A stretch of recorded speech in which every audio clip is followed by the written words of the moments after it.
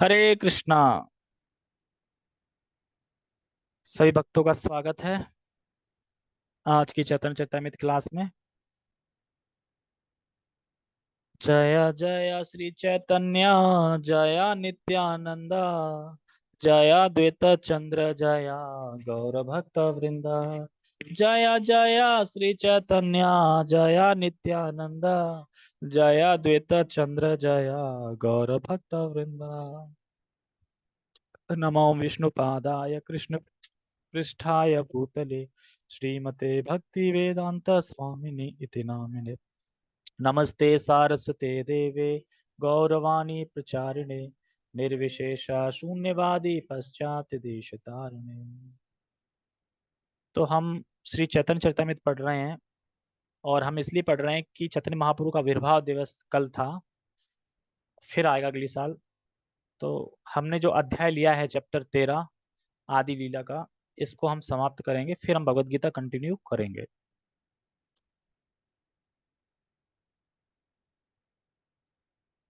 तो हमने 38 नंबर तक श्लोक तक पढ़ लिया था।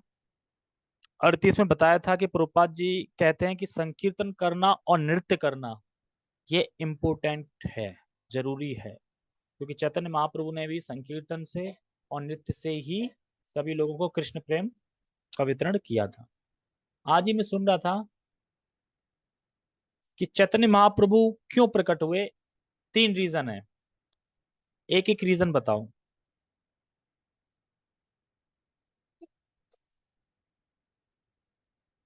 ठीक है, आदित्य आचार्य के कहने पे प्रकट हुए, लेकिन लिखा तो पहले से ही था ना कि आएंगे भगवान, अवतार लेते हैं चैतन्य महाप्रभु।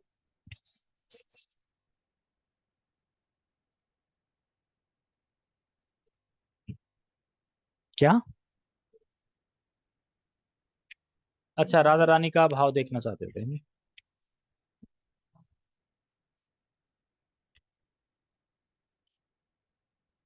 कुन की? किन की?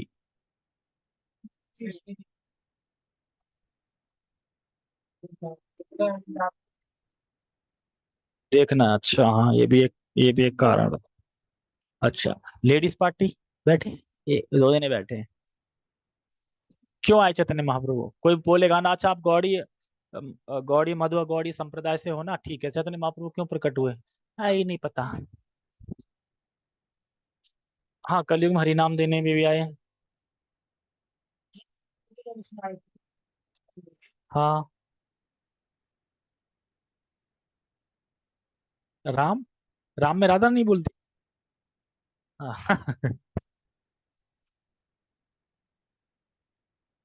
हम्म, कृष्ण अवतार तो मारूंगा।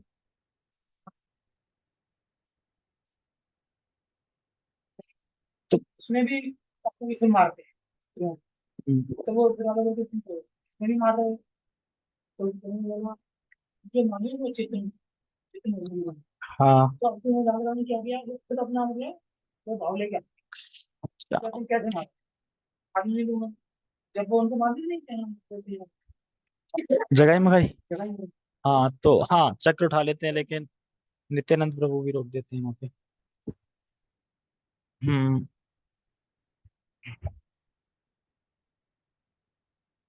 अच्छा, और रेखा माता जी बताइए, चैतन्य महाप्रभु क्यों प्रकट हुए? हरे कृष्णा। ऐसे थोड़ी फेस दिखा के बताओ ना, पता नहीं अंधकार में हम उसमें बोल रहे हो कि कहाँ से बोल रहे हो कैसे।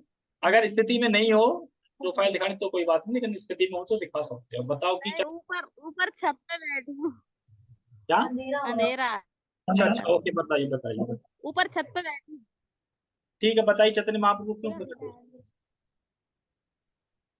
राधा कृष्ण का भाव लेकर आए थे, यही। हाँ, राधा कृष्ण का भाव लेके आए थे, और ये बताइए। भगवान का प्रचार। हम्म। हाँ हाँ, ठीक है, और?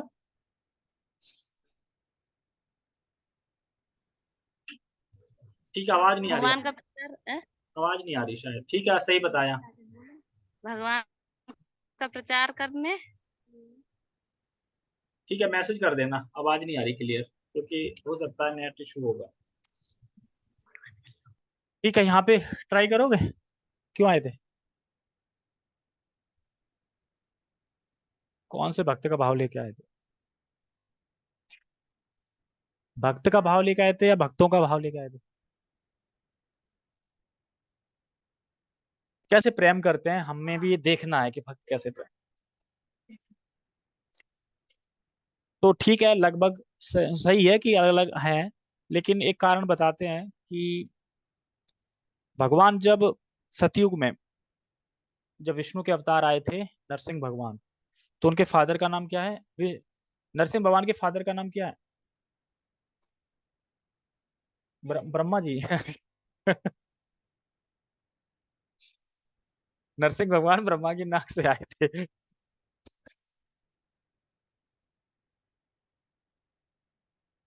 फादर का नाम बताओ, चलो कोई नहीं, फादर का नाम बताओ, नरसिंह भगवान के फादर का नाम बताओ।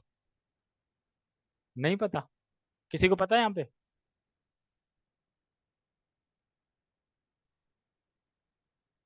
ये तुम वो तो एक अलग साइड बोल रहे हो, प्रैक्टिकल होके आंसर दो ना। नरसिंह भगवान के फादर का नाम क्या है? हाँ तो बिल्कुल पिलर ही है ना, पिलर से ही तो आए, तो खंबा ही तो है, और कौन है? तो यही तो उन्हें अफसोस हुआ नरसिंह भगवान को, और उन्हें ग्रीड आई, ग्रीड मतलब कि लोभ, मुझे भी फादर होने चाहिए, है ना। आपकी बार आऊंगा ना, फादर लेके आऊंगा, माता पिता को लेके आऊंगा। फिर आए राम के रूप में, ठीक है। तो राम के रूप में लेके आए, और जब देखा कि हनुमान जी आलिंगन कर रहे हैं पर डर डर के कर रहे हैं, सुग्रीव जी भी बस हाथ जोड़ के, मतलब आनंद नहीं मिल रहा वो मुझे। यार आनंद तो ऐसा नहीं, अगर कोई मित्र है तो मित्र से खेलें कूदे ना, ये आनंद होना चाहिए। फिर ग्रीड आई, अब की बार आऊंगा तो मित्र ऐसे बनाऊंगा जो कंधे पे चढ़े हैं, ये सब करें, क्योंकि यहाँ पे तो सब ऐश्वर्य भाव में है ना। ये तो डर रहे हैं ना कि कहीं गलती नहीं हो जाए, स्वामी हम सेवक है, इस तरीके से। फिर ग्रीड आई, कृष्ण में आ गए। अब कृष्ण में आ गए तो ऊपर कंधे पे भी खेल रहे हैं, सब कुछ कर रहे हैं। फिर तीन ग्रीड आई। एक ग्रीड आई कि ये राधा रानी इतना प्रेम करती हैं तो कैसे, मतलब कैसे आस्वादन करती है, मतलब कैसे इतना प्रेम कर लेती है, देखना है मुझे भी, है ना। और दूसरा ये कि राधा रानी जो इतना विरह, मेरे लिए इतना विरह करती है, तड़पती है मेरे लिए, विरह करती है, तो इस विरह का अनुभव उनको कैसा होता होगा, वो अनुभव मुझे प्राप्त करना है विरह का। इसलिए देखा ना कि चैतन्य महाप्रभु इस पेड़ पे गिर रहे हैं, नीचे पछाड़ खा रहे हैं, राधे राधे कृष्ण कृष्ण चिल्ला रहे हैं, मतलब विरह में। तो ये विरह का अनुभव करना चाहता हूँ। और एक कारण और है, वो याद नहीं आ रहा मुझे, लेकिन लगभग ये कारण है। और फिर वो किस जरिए प्रकट हुए, वो तो सबको पता है कि अद्वैताचार्य जो कि शालिग्राम की पूजा करते थे, तो उन्होंने किसी ग्रंथ में पढ़ लिया कि भगवान को जल देने से, सॉरी, भगवान को, हाँ, जल देने से और तुलसी देने से भगवान को हम खरीद लेते हैं। हाँ, सिर्फ जल देने से और उस देने से भगवान को खरीद लेते हैं। और जब भगवान को हम खरीद लेते हैं, अब पानी की सप्लाई बंद कर दो, नीचे उतर रहा हो, चलो पानी की सप्लाई बंद कर दो। फिर उसके बाद, हाँ मैं कहाँ पे था, हाँ खरीद लेते हैं। फिर उन्होंने किया, क्या किया, मतलब आह्वान किया उनका, वो किया, और कहते देखो हमने पढ़ लिया है भगवान जी कि आप खरीद जाते हैं, मैंने खरीद लिया, अब खरीद आप मेरे हो गए, मेरे हो गए, तो आप अब आइए और इन दुष्टों का उद्धार कीजिए, मेरे बस की नहीं है, आप भी आइए। तो फिर भगवान आते हैं, ये भी रीजन है। ठीक है, तो इस प्रकार से रीजन है। तो उन्हीं चैतन्य महाप्रभु की हम ये चैतन्य चरितामृत है जो पढ़ रहे हैं। और हालांकि अब जो श्लोक आने वाले हैं इसमें हमें कुछ समझ में नहीं आएगा, लेकिन पढ़ने से उद्धार होगा। सबसे अच्छा है कि नहीं, अच्छा है, ये सही बता दिया। अब बुद्धि ही नहीं लगाएंगे, बस समझ में आएगा नहीं लेकिन उद्धार हो जाएगा, तो अच्छा है, इससे अच्छा और क्या हो सकता है। अब समझने की शक्ति भी, आज तो 20 रुपए मिल रहे हैं क्या? अब मैंने सोचा मुझे मिल रहे हैं। नहीं नहीं, मुझे मत दो, यहाँ रखो, मेरे थोड़े ही हैं। ये ये ये गलतियां करी है ना, गलतियां बहुत सारी, बड़ी बड़ी गलतियां हैं पीछे, उनका उनका प्राश्चित, प्राश्चित है ये। ठीक है, हम कहाँ पे थे? तो मैं पढ़ूंगा, खाली सुनते जाओ, समझ में कुछ आएगा नहीं, एक इसमें स्टोरी आएगी बढ़िया जयदेव गोस्वामी की, तो उस पर हम डिस्कस करेंगे, ठीक है। द्वादश वत्सर शेष रहिला नीलाचले, प्रेमावस्था शिखाइला आस्वादन चले। द्वादश यानी 12, शेष 12 वर्ष वे जगन्नाथपुरी में रहे। और कृष्ण प्रेम की दिव्य अनुभूति का आस्वादन करते हुए उन्होंने हर एक को इसके आस्वादन की विधि की शिक्षा प्रदान की। कल हमने शिक्षा के बारे में बताया था ना शॉर्ट में, इस तरह से कृष्ण को शिक्षा दी, मायावादी सन्यासी को शिक्षा दी, है ना, सभी लोगों को शिक्षा दी थी। कोई व्यक्ति जो कृष्ण भावनामृत में प्रगति कर चुका है उसे सदैव कृष्ण का विरह सताता रहता है। जिस तरह राधा रानी को कृष्ण का विरह सताता था, ऐसे चैतन्य महाप्रभु को कृष्ण का विरह सताता था, क्योंकि उन्हीं को भाव लेके आए हैं। मतलब वो क्या फील करती थी ये सोचें। जैसे कि हम ये कभी फील कर सकते हैं कि माता जी क्या सोचती हैं? कैसे कर पाएंगे? जब अगली बार स्त्री के शरीर में आएंगे तो ही तो कर पाएंगे, लेकिन हमें याद नहीं रहेगा। लेकिन चैतन्य महाप्रभु को तो याद है, इसीलिए उसने कि राधा रानी सोचती क्या है, राधा रानी करती क्या है, ये सब चीजें। उसे सदैव कृष्ण का विरह सताता रहता है, क्योंकि विरह की ऐसी अनुभूति कृष्ण मिलने की अनुभूति से बढ़कर है। कोई बता सकता क्यों? कृष्ण से मिलने की जो अनुभूति है उससे बढ़कर विरह की अनुभूति है। इसीलिए चैतन्य महाप्रभु ने विरह का स्वादन किया, और भक्त करते हैं विरह का स्वादन।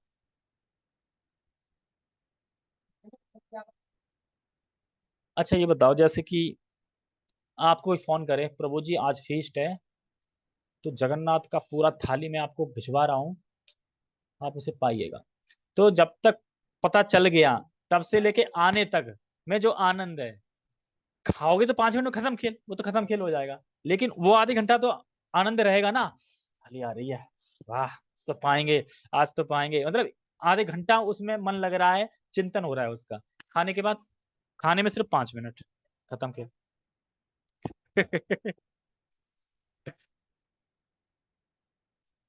कल सुबह फ्लाइट में जाना है, तो मतलब सोएंगे भी नहीं, है ना। तो विरह का जो है ना रसवादन, वो प्रेम से ज्यादा बढ़कर, मतलब मिलन से ज्यादा बढ़कर है। इसीलिए गोपियां को बहुत आनंद आता था कि कृष्ण तो मथुरा चले गए थे, तो विरह में ही उन्होंने अपना पूरा जीवन बिताया, और वो विरह कृष्ण से मिलन से बहुत अच्छा था। तो इसीलिए आप सब लोग अलग अलग घर बना लो अपना, और विरह में रहो। विरह ज्यादा अच्छा है, कृष्ण के विरह में रहना, ठीक है।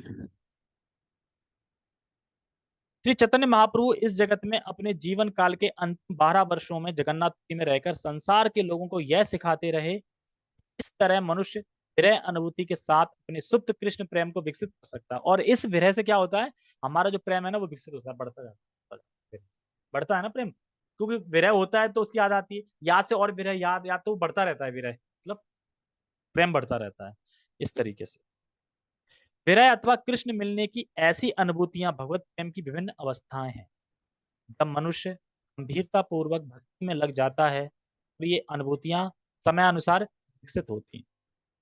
इसलिए क्वेश्चन नहीं करना है कि हमें कब कृष्ण के दर्शन होंगे, कब कृष्ण का अनुभव होगा। जब भक्ति बढ़ जाएगी, उस लेवल पे पहुंच जाओगे, तो अपने आप ही अनुभूतियां होने लगेंगी। जैसे कि उन प्रभु को अपने आप ही भगवान सपने में बता रहे हैं कि मैं यहाँ हूँ, तो अनुभूति है, उस लेवल तक है तब बता पा रहे हैं, हमें थोड़ी बता देंगे भगवान। हम तो संसार से हट जाएं तभी तो बताएंगे। जैसे कि हम जब प्रार्थना तो करते हैं भगवान से, भगवान आप आइए हमारे पास, हमारे पास आइए, हम आपसे बहुत प्रेम करते हैं, मतलब बहुत, मतलब कि प्रार्थनाएं करते हैं कि कृष्ण प्रेम दीजिए दीजिए। लेकिन वो करने के बाद उस पर काम भी करना होता है हमको, लेकिन हम काम नहीं करते, हम खाली मांग लेते हैं, बोल देते हैं भगवान से, है ना, भगवान बस आपकी भक्ति बनी रहे हमेशा। ठीक है, अब भक्ति बनी रहे तो इसके लिए क्या करना पड़ेगा, भक्ति करनी पड़ेगी ना, तभी तो बनी रहेगी। मांग लिया और लेकिन कर नहीं रहे हैं।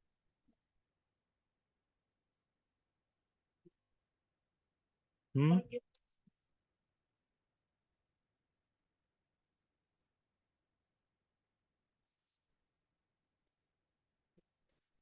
हाँ तो वो तो बताया ही था पिछले श्लोक क्लास में कि हम अपनी शक्ति से, अपने बलबूते पे भगवान को नहीं पा सकते, भगवान की कृपा से। भगवान कृपा कब करेंगे, जब हम प्रयास करेंगे। तो इसलिए कहते हैं कृपा, कर और पा, समझे। कर पा मतलब करता जा और पाता जा कृपा। हाँ इसीलिए इसकी सर्वोच्च अवस्था प्रेम भक्ति कहलाती है, किंतु यह अवस्था साधन भक्ति करने पर ही प्राप्त होती है। अगर हम साधना भक्ति करते हैं, आप ऐसे नहीं कि डायरेक्ट पहुंच जाएंगे। अतः मनुष्य को साधन भक्ति के विधि विधानों का पालन किए बिना कृत्रिम ढंग से प्रेमा भक्ति की अवस्था प्राप्त करने का प्रयास नहीं करना चाहिए। कि सीधा हम गोपी बन गए कि तब तो कृष्ण हमें दिखते हैं, अब तो कृष्ण के संग खाना खाते हैं, सीधा कोई साधना कोई कुछ नहीं। तो हमें गुरु के मार्गदर्शन में जो विधि बताई जाती है उस विधि से साधना करनी होती है। फिर धीरे धीरे साधना से ही हम अ, कौन सी भक्ति है, रूपानुग रूपानुगा, हाँ, रूपानुगा भक्ति में पहुंच जाते हैं। यानी स्वतः ही सब कुछ होना, रूपानुगा भक्ति मतलब स्वतः ही अपने आप ही सब कुछ हो, अपने आप ही नींद खुलेगी, अपने आप ही माला करोगे। हाँ सॉरी सॉरी, हाँ रागानुगा, मैं रूपानुगा में बोला था। तो मैं कह रहा हूँ बोलने में थोड़ा अजीब सा लग रहा था, मैंने कहा क्या है। हाँ रागानुगा भक्ति, राग मतलब आसक्ति प्रेम, तो राग हो जाता है भक्ति पे। मैं समझ वही रहा था लेकिन बोल गलत रहा था। प्रेम भक्ति अवस्था प्राप्त करने का प्रयास नहीं करना चाहिए। प्रेम भक्ति तो आस्वाद लेने की अवस्था है, जबकि साधन भक्ति कार्यों को सुधारने की अवस्था है। श्री चैतन्य महाप्रभु ने अपने आचरण द्वारा लोगों को इस प्रेम भक्ति संप्रदाय की विशुद्ध शिक्षा दी। इसलिए कहा जाता है, आपनी आचारी भक्ति सिखाए मुंह सवारे। हम अपने आचरण से ही दूसरों को भक्ति सिखाते हैं या दिखाते हैं, कि आचरण से ही इंसान पहचान लेता है कि ये किस आचरण का है। अब तिलक लगाए, सब लगाए, दाढ़ी यहाँ तो लटक रही है बड़ी बड़ी, पर वो जी निकला सब कुछ रहता है। और मोहन प्रभु नाम था क्या उनका, उनका माला हो रही है, माला हो रही, माला हो रही, तो ये साफ क्यों नहीं हो रहा। दाढ़ी ये बड़ी बड़ी। तो प्रभु जी कभी कभी कटाक्ष कर देते हैं, किसी पे भी कर सकते हैं। प्रभुपाद जी ने दाढ़ी का बोला ही नहीं रखने के लिए, क्लीन होना चाहिए। भाई आप रिप्रेजेंट कर रहे हो कृष्ण को, और खुद ही कहेंगे यार भक्त तो खुद ही साफ नहीं रहते, क्या शुचि का पालन कर रहे हैं वो। शुचि मतलब स्वच्छता भी है ना एक। तो ब्राह्मण लोग जो संत लोग होते हैं शुचि होते हैं। तो एक वो ब्राह्मण अलग हुए जो पूरे मतलब जो वैसे पूरे रखते हैं, वो एक अलग चीज है, लेकिन अपनी संप्रदाय में, इस्कॉन संप्रदाय में तो सेव होता है क्लीन। श्री चैतन्य महाप्रभु स्वयं कृष्ण हैं, और उन्होंने कृष्ण भक्त के रूप में सारे जगत को यह शिक्षा दी, इस तरह भक्ति संपन्न करके समय आने पर भगवत धाम वापस जाया जा सकता है। तो धाम वापस जाया जा सकता है, तो समय आने पर, और समय कब आएगा, वो समय आने पे आएगा। समय कब आएगा, समय आने पे समय आएगा। तो उस समय की हमें प्रतीक्षा करनी चाहिए। नेक्स्ट श्लोक। रात्रि दिवसे कृष्ण विरह स्फुरण, उन्मादे चेष्टा करे प्रलाप वचन।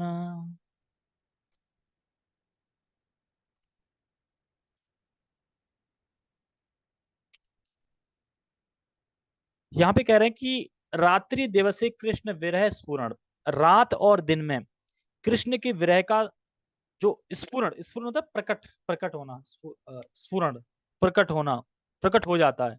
और पागलपन की चेष्टा करते, और प्रलाप वचन जैसे, मतलब कि जो चैतन्य महाप्रभु थे तो रात्रि दिन क्या कृष्ण के विरह में, विरह प्रकट हो जाता था। और विरह प्रकट में क्या करते थे वो, कि मतलब कि उन्मादेर चेष्टा करे प्रलाप वचन, मतलब ऐसे वचन बोलते थे कि जो समझ में नहीं आ रहे क्या बोल रहे हैं।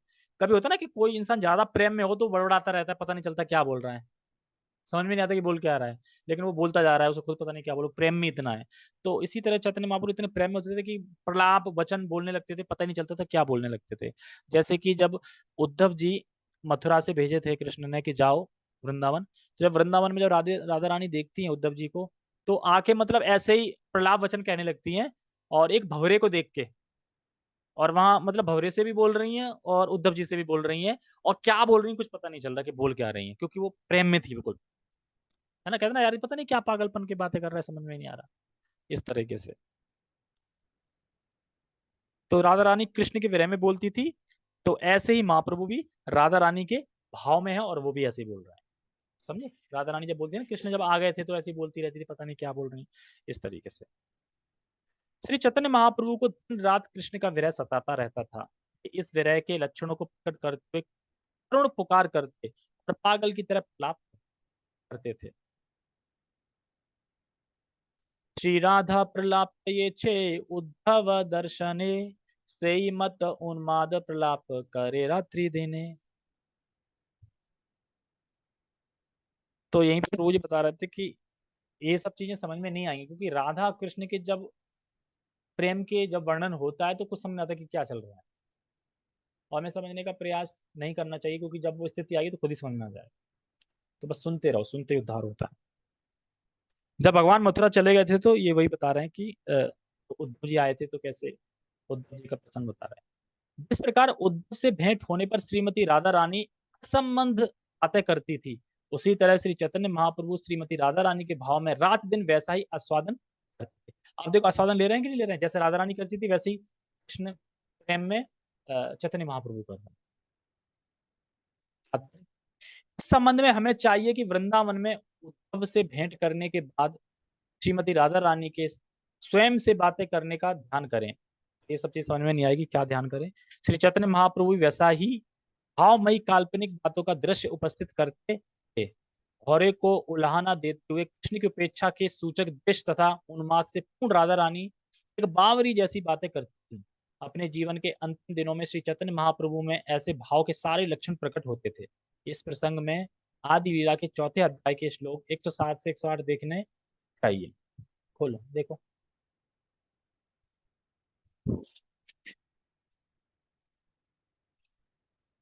विद्यापति जय देवा चांडीदासेर गीता आस्वादे न रामानंद स्वरूप सहित। तो यहाँ पे तीन जो भक्त हैं, जो कवि हैं, उनके नाम बताए जा रहे हैं, विद्यापति, जयदेव और चंडीदास। इनके गीत, ये कवि थे, गीत लिखते थे, गीत। और इनके गीतों का रस्व आस्वादन चैतन्य महाप्रभु करते थे। सोचो कि ये किस हाई लेवल पे ये होंगे, विद्यापति, जयदेव और चंडीदास। क्योंकि इनके गीत कौन आस्वादन कर रहा है? भगवान कर रहा है। इसीलिए जयदेव गोस्वामी ने गीत गोविंद लिखा था। गीत गोविंद तो पढ़ा होगा, कहाँ पढ़ा था? अब ये मायापुर के दृश्य में आ जाते हैं थोड़ा, ठीक है। अब बताओ, ये मायापुर में ड्रामा हुआ था इसके ऊपर, जयदेव गोस्वामी के ऊपर। हेमलता बताएंगे कहाँ हुआ था, तुम गए हो ना, बताओ। ड्रामा तो याद रहता है ना, फिलोसफी याद नहीं रहती, ड्रामा हो रहा होगा तो याद रहना चाहिए। रसराज प्रभु जी ने किया था, और बताओ। कहाँ किया था?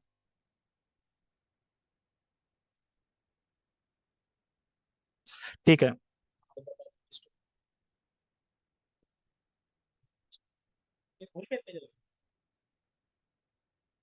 हाँ, स्टोरी बताओ। तो फिर रहने दो। ठीक है, पहले मैं इसको पढ़ देता हूँ, फिर स्टोरी पे आते हैं।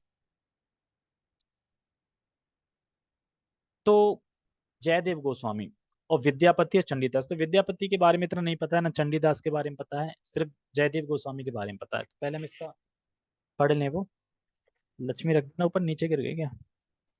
महाप्रभु विद्यापति, जयदेव तथा चंडीदास की कृतियां पढ़ा करते थे और रामानंद राय तथा स्वरूप दामोदर गोस्वामी जैसे अपने अंतरंग पार्षदों के साथ उनके गीतों का रसवादन करते थे। कहने का मतलब ये है कि इन गीतों को हम नहीं समझ सकते। इन गीतों कौन समझ सकता? उनके अंतरंग पार्षद, जैसे स्वरूप रामानंद राय है ना, ये इनके साथ चर्चा करते थे।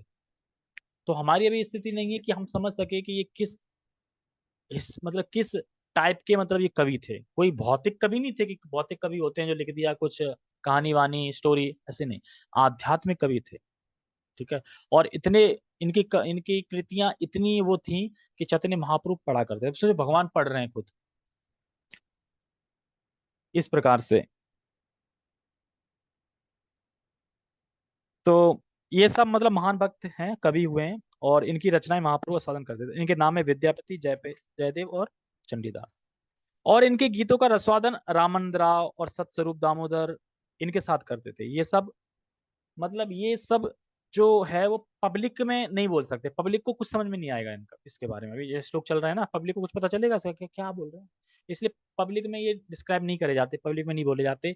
जो भक्त हैं, भक्तों के बीच में ही चर्चा होती है। इसीलिए चैतन्य महाप्रभु अपने अंतरंग पार्षदों के साथ ही आस्वादन करते हैं। वो पढ़ो, पढ़ो, मतलब स्वरूप स्वरूप दामोदर पढ़ो, और फिर आस्वादन करते थे ऐसे। और खुद भी पढ़ते थे। कोई पढ़ रहा होगा तो पागलों की तरफ पहुंच जाएंगे। कौन? स्वयं भगवान।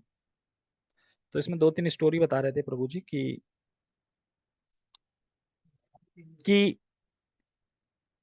ये जो भाष्य लिखा है, इस तो इसमें से जो जयदेव गोस्वामी है, उन्होंने गीत गोविंद एक भाष्य लिखा है। तो उड़ीसा की कोई स्त्री थी जो बैगन चुनते हुए गा रही थी गीत गोविंद, जो भाष्य लिखा था। और उसे सुनने के लिए जगन्नाथ जी आ गए, मतलब चैतन्य महाप्रभु, और स्वयं जगन्नाथ जी को पसंद है, जगन्नाथ जी स्वयं सुनने के लिए आ गए ऐसे करके। और एक बार तो एक सैनिक था, तुर्कू का सैनिक था कोई, वो सैनिक पता नहीं घोड़े पे जा रहा था, कहाँ पे जा रहा था, और गीत गोविंद गा रहा था, और चैतन्य महा सॉरी जगन्नाथ भगवान, और वो सुनने के लिए उसके घोड़े पे सवार हो गए पीछे, कहाँ से कहाँ। इतना फेमस था, हम समझ नहीं सकते कि, हम बिल्कुल कल्पना नहीं कर सकते कि जयदेव गोस्वामी ने क्या लिखा हो कि भगवान जो गा रहा है उसके पीछे चल दिए। इसीलिए फिर क्या करा गया, जो वस्त्र हैं उसी पे गीत गोविंद लिख दिया, और वो वस्त्र उन्हें पहनाया जाता है। जगन्नाथ जी को पढ़ते रहो खुद ही, पता चले भाग जाए कहीं कोई गा रहा हो तो। लेकिन ऐसे कोई साधारण ऐसे कोई गाता नहीं है, जो भक्त है वही गाता है, और वही समझ सकता है इस चीज को। तो ये जो जयदेव गोस्वामी थे, ये नदिया गांव में, नदिया गांव में, और उस नदिया गांव का जो राजा था वो राजा लक्ष्मण सेन था। तो उनके कोई वो थे मंत्री, उनके मंत्री थे। तो मंत्री ने सूचित किया कि अपने यहाँ पे एक महान कवि आए हुए हैं, महान कवि जो गोवर्धन आचार्य थे। उन्होंने बताया, राजा जो राजा थे, राजा का नाम क्या है, राजा लक्ष्मण सेन, कि महान कवि आए हुए हैं जो बहुत अच्छा मतलब गीत गाते हैं। तो वो एक बार गीत गा रहे थे, और राजा लक्ष्मण सेन घूम रहे थे, तो वो देख लेते, अरे इतनी अच्छी आवाज क्यों आती है, क्योंकि गीत कौन सा था, तव कर कमल वरे न खामद्भुत श्रृंगाम। आगे क्या है?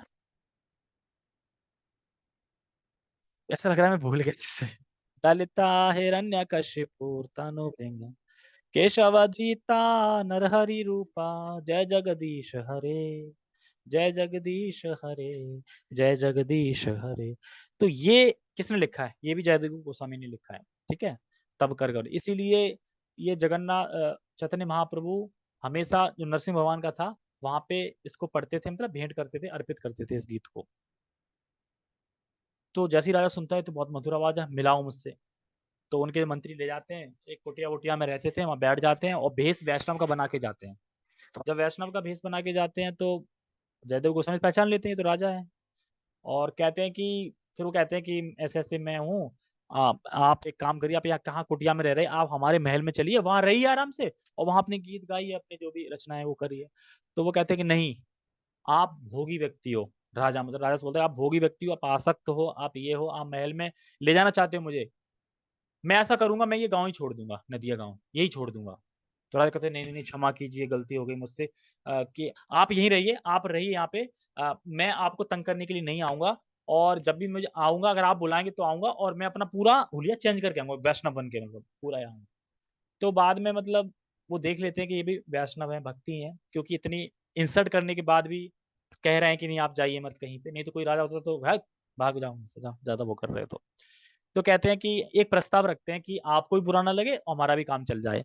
एक चंपाहाटी गांव है, चंपाहाटी स्थान है, आप वहां चलिए, बहुत सुंदर स्थान है, आप वहां चलिए, वहां हम आपके लिए कुटिया बनवा देते हैं साधारण, आप वहां रहिए और वहां अपना जीवन यापन कीजिए, और मैं कभी कभार आता रहूंगा, जब आप बुलाएंगे तो मैं आता रहूंगा। तो मान जाते हैं, और फिर चंपाहाटी चले जाते हैं। तो चंपाहाटी में भी थी ना कथा। हाँ, तो चंपाहाटी पहुंच जाते हैं, चंपाहाटी पहुंच जाते हैं तो जो चंपक फूल होते हैं वहां पे, इसलिए चंपाहाटी नाम पड़ता है, चंपक फूल जो भगवान को ऑफर होते थे वहां पे, सखियां करती थी, तो वो आराम से करते हैं। और उधर जगन्नाथ जी एक राजा को स्वप्न में आदेश देते हैं कि फलाना फलाना एक जयदेव गोस्वामी आए हैं, चंपाहाटी गांव में रहते हैं, जाओ और अपनी कन्या की शादी उससे उनसे करो। और वो कन्या का नाम था पद्मावती, तो पद्मावती नाम था।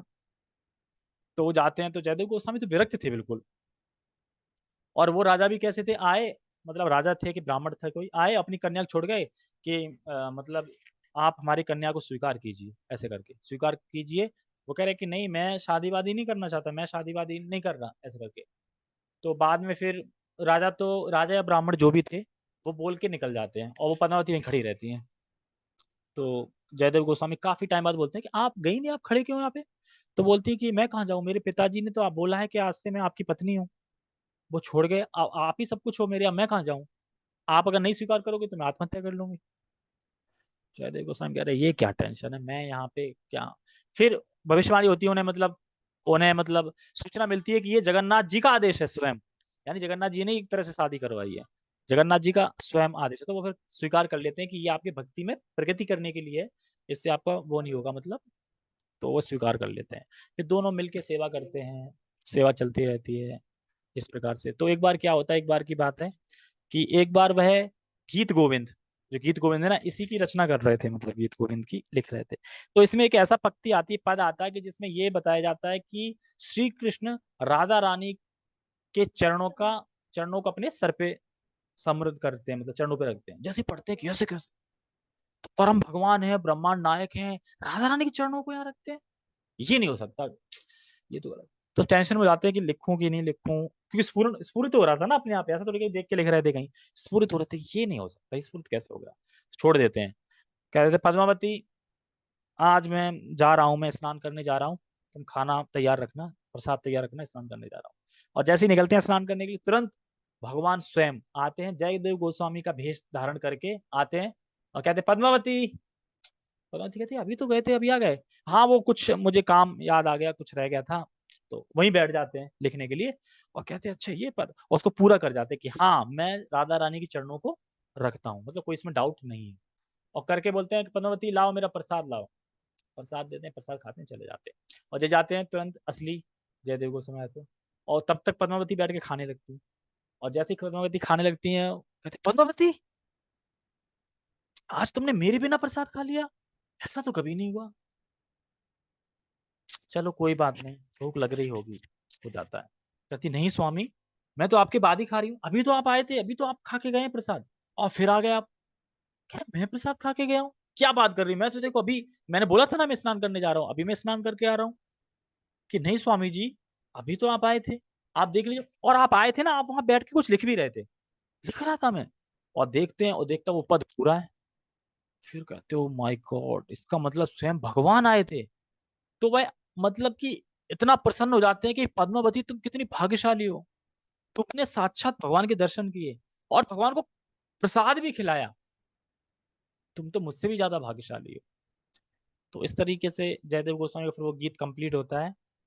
और उसके बाद फिर जब एक बार वह विग्रह का मतलब आरती वगैरह कर रहे होते हैं, तो जो चंपक फूल होते थे, तो चंपक फूल इतने रोशनीदार बढ़िया थे, तो उसी तरीके चंपक चंपक फूलों जैसा ही दृश्य उन्हें भगवान में दिखने लगता है, मतलब भगवान प्रकट करने लगते हैं अपने आप को। वो इतना बढ़िया, उनका पूरी कुटिया रोशनी से भर जाती है। और फिर उसके भर जाती है तो बिल्कुल भाव विभोर हो जाते हैं, बिल्कुल बहुत प्रसन्न हो जाते हैं जयदेव गोस्वामी। और उसके बाद फिर वह भविष्यवाणी करते हैं कि अब आप दोनों जने नीलांचल चले जाओ और वहां पे जगन्नाथ जी की सेवा करो यहाँ से। वो कहते भगवान की, आपका ये 9 पंखुड़ी जैसा गुलाब का जो आपका नवदीप धाम है, मतलब पूरा, इसे आप त्यागने को कह रहे हैं, अभी तो आपके दर्शन हुए थे। तो कह रहे नहीं, अभी आज से कई सालों बाद चैतन्य महाप्रभु रूप में मैं स्वयं आऊंगा, तब आप फिर जन्म लेंगे यहाँ पे, तब मेरा स्वागत करेंगे। अभी आप जाइए, आप वहां पे सेवा कीजिए और वहीं आप प्राण त्यागेंगे, और फिर आप मेरी लीलाओं में यहाँ पे आएंगे। तो फिर वह चाहते नहीं है, लेकिन क्योंकि भगवान का आदेश है तो पूरा तो करना है।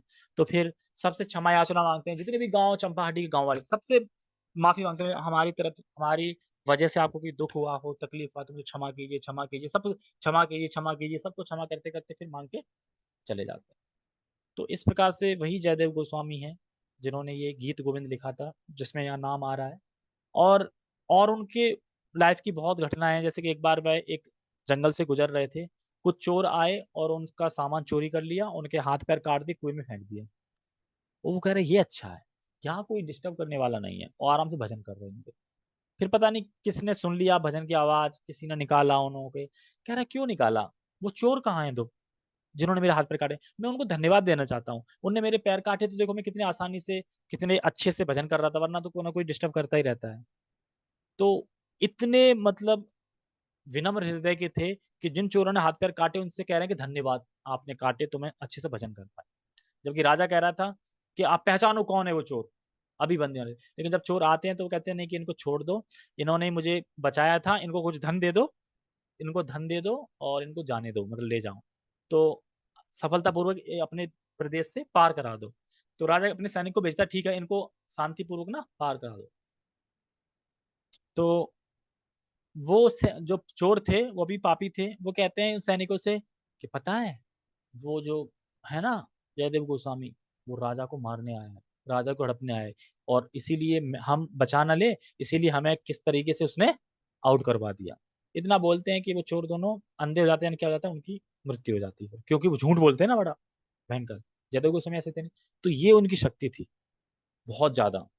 तो इस प्रकार से जयदेव गोस्वामी के बारे में पढ़ना चाहिए हमें, कि कितने महान भक्त थे, कवि थे, कि उनकी रचनाओं को भगवान पढ़ते हैं।